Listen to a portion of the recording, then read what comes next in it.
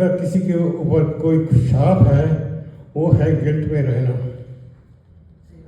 मैं 50 साल गिल्ट में रहा हूँ और उसी के बारे में मैं आपसे बताना चाहता हूँ कि हुआ क्या था।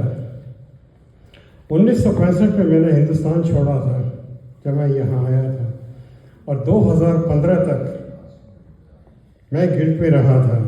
और उस गिल्ट से छुटकारा मैंने कैसे पाया था, बस यही मैं आपको करना चाहता हूँ, क्योंकि इसमें मेरे पिताजी का रोल बहुत ज़बरदस्त है। अकेला लड़का घर का, तो पीछे जब पेरेंट्स को छोड़ के आता हूँ तो यही रहता है कि पीछे उनका कौन देखेगा। उम्र एक ऐसी चीज़ है जो किसी को नहीं छोड़ती। मुझे भी पकड़ती थी, उनको भी पकड़ती थी। वो बूढ़े हो रहे थे और मुझे बार बार यही कह रहे थे कि तुम आते क्यों नहीं हो। और मैं ऐसे शशोपंजे फंस गया कि यहाँ पर रहूँ या वहाँ पर जाऊँ, मैं कुछ समझ नहीं आ रहा था मुझे। खैर मैं नहीं गया। तो मेरी ईरान में पोस्टिंग थी उस वक्त जब ये हुआ था ये, तो मुझे फ़ोन आता है कि उनकी तबीयत खराब हो गई है। उनकी तबीयत खराब हो गई है तो मैं पहुंचा दिल्ली, और 1-2 दिन तो वो बीमार थे, उनके साथ रहा, हॉस्पिटल में था, सारी रात उनके साथ रहा। सुबह उठ के मुझसे कहने लगे कि बेटा तुम जाओ सिस्टर के यहाँ और थोड़ा सा फ्रेश होके आ जाना। मेरे जाते के साथ ही उन्होंने दम तोड़ दिया। अब कहानी यहाँ से शुरू होती है।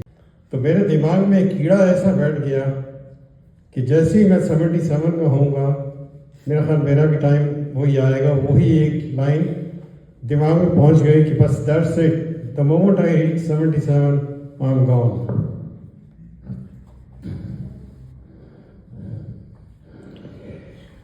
– 2015 में मेरी सर्वाइकल सर्जरी हुई थी और यहाँ से लेके यहाँ तक मेरे को बिल्कुल उन्होंने फ्रीज कर दिया था। उस वक्त हेलुसिनेशन में मैं था और मुझे कुछ नहीं पता। तो अचानक मैं क्या देखता हूँ कि सामने मेरे पिताजी खड़े हैं और बिल्कुल वही ड्रेस है कि जैसे वो आजकल पहना करते थे। आके मुझसे सिर पे हाथ रख के कहते हैं बेटा काफ़ी दर्द हो रहा होगा, तुम्हें परेशानी आ रही होगी। तो मैंने कही परेशानी तो आ रही है, लेकिन मैं 77 का हो चुका हूँ, आप बड़े अच्छे मौका हैं, आप मुझको साथ ले चलिए अभी। कहते नहीं, ये तुम्हारे दिमाग की गलत फहमी है। किस तरह से तुम्हें मैं कह सकता हूँ तुम नहीं जाओगे, और इस बात को दिमाग से बिल्कुल निकाल दो कि तुम 77 के जब होगे या मैं तुम्हें लेने आया हूँ। उसके बाद फिर मैंने उनसे 2-4 क्वेश्चन और पूछे। मैंने उनसे कहा कि ऐसी क्या बात थी कि हम लोग इकट्ठे क्यों नहीं रहे। मैंने आपको बुलाने की कोशिश की, आपके साथ भी, इसका नाम क्या कहते, मैं तो खुद नहीं आ सकता था, आप तो आ सकते थे, रिटायर थे। कहते बेटा ये हमारी किस्मत में नहीं था। अब देखिए उन्होंने वो किस्सा सुनाया है मुझे जिसका मुझे भी कोई इल्म नहीं था, मुझे बिल्कुल पता नहीं था। कहते एक टाइम में उनके मेरे होने से पहले मेरा एक भाई और एक बहन, उनकी डेथ हो गई थी। जब मैं पैदा होता हूँ ये वो सुना रहे हैं मुझे। तो पंडित जी के पास गए, जन्म पत्री बनाई, सब कुछ किया। वो कहते हैं लाला जी और तो सब ठीक है, इस बच्चे का सुख नहीं है आपको। तो उनके दिमाग में वो कीड़ा बैठ गया कि अब ये भी नहीं रहेगा। कहते बेटा उसमें ये जो है ये किस्मत की बात है कि मेरा हमारा और तुम्हारा मेल बिल्कुल नहीं हो पाया, इसलिए हम इकट्ठे हो नहीं सकते। फिर मैंने कहा कि एक बात बताइए मुझे कि